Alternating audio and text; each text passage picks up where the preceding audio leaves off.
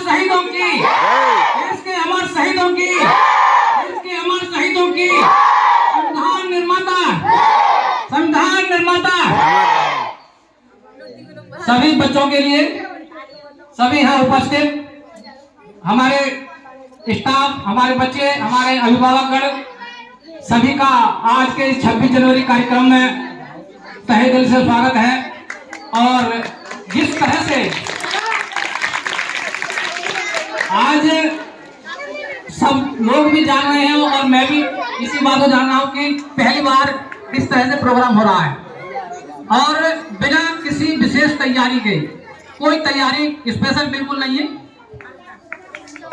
बिल्कुल पर्सनली जो है सबकी जो है अपना है, ये बहुत अच्छा लग रहा है। और आज की जो प्रस्तुति प्रेजेंटेशन एंकरिंग जो मैडम जी के द्वारा किया जा रहा है वो वह अति उत्तम है और मैं उनके लिए इसके लिए बहुत बहुत धन्यवाद देता हूँ।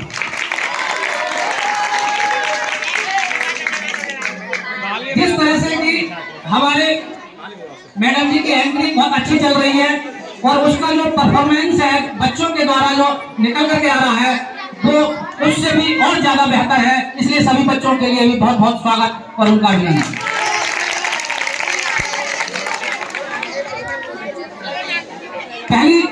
पहले सभी बच्चे इस बात को समझ लें कि 26 जनवरी क्यों मनाई जाती है। आवाज कैसे आ रही है? सिर्फ हो हल्ला करने से कुछ नहीं है, हमें कुछ ये भी समझ हमारे अंदर होनी चाहिए कि 26 जनवरी मनाते क्यों हैं। 26 जनवरी को गणतंत्र दिवस भी कहते हैं और ये गणतंत्र दिवस 26 जनवरी सन 1950 से हमारे देश में गणतंत्र दिवस के रूप में मनाया जाता है। हमारा देश 15 अगस्त सन 1947 को आजाद हुआ था। पहले अंग्रेजों के अधीन था, अंग्रेजों का यहाँ पर शासन था। बहुत हमारे लोगों ने कुर्बानियां दी, बहुत लड़ाइयां लड़ी, बहुत संघर्ष किए और बहुत लंबे समय तक हम उनके अधीन रहे, तब हमें जाकर के 15 अगस्त 1947 को आजादी मिली थी। आजादी तो हमें मिल गई थी, लेकिन हमारे देश के जो कानून हैं हमारे देश में लागू करने के लिए तो हमारे नहीं थे, उन्हें लागू करने के लिए हमारे एक संविधान की जरूरत थी।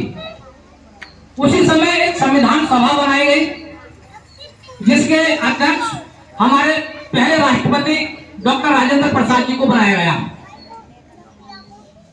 उन लोगों ने एक संविधान प्रारूप समिति बनाई, यानी पूरा संविधान को लिखने का जिम्मा दिया गया।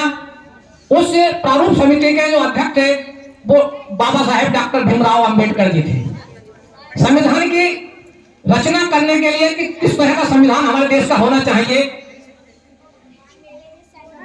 इसकी जिम्मेदारी बाबा साहेब भीमराव अंबेडकर जी के ऊपर डाली गई और बाबा साहेब और उनके तमाम साथियों ने मिलकर के दिन रात देखकर लगभग 2 वर्ष 11 महीना और 18 दिन, समय याद रखिए, 2 वर्ष 11 महीना 18 दिन लगातार दिन रात मेहनत करते करते ये भारतीय संविधान तैयार हुआ। इसकी एक कॉपी ये मेरे पास है, भारतीय संविधान, जिससे जो है ये देश चलता है। कहते हैं कि ना गीता से चलता है ना कुरान से चलता है, मेरा देश भूमि के संविधान से। तो ये जो भारत का संविधान है इसमें नियम कानून सारे पूरे देश के हैं।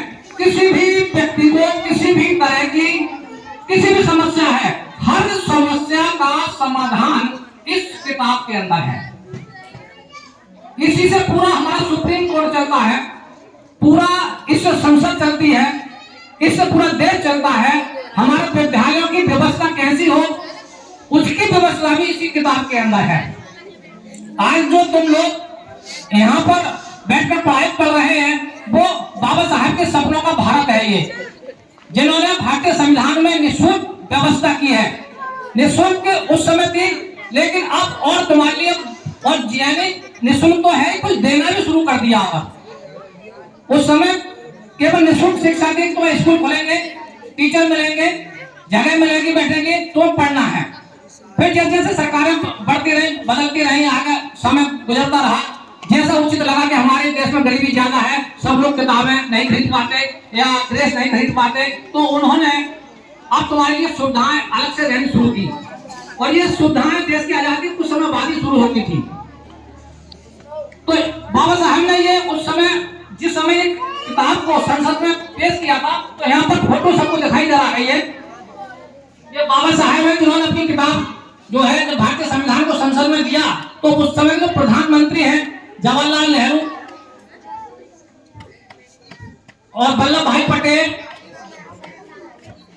और जो 2-3 लोग हैं, ये उस समय के बहुत बड़े नेताजी थे वहां के अपने देश के। तो इन्होंने इस संविधान को लिया और बड़ी प्रसन्नता जाहिर की कि हमारे देश के लिए कोई ऐसा आदमी मिला है जिसने इतने बड़े संविधान की रचना की। उन्होंने लिखते समय ये कहा था कि संविधान चाहे कितना भी सुंदर, कितना भी अच्छा क्यों ना हो, यदि उसे लागू करने वाले लोग अच्छे नहीं होंगे तो कोई भी संविधान अच्छा नहीं हो सकता।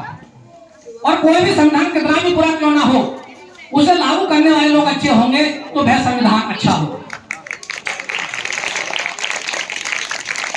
जिस तरह से कि बहुत छोटे से मिसाल में अपने किसी विद्यालय दे दूं, अगर कोई भी विद्यालय कितना ही सुंदर आप बना लीजिए, कितनी बड़ी बिल्डिंग बना लीजिए, अगर उसमें पढ़ाने वाले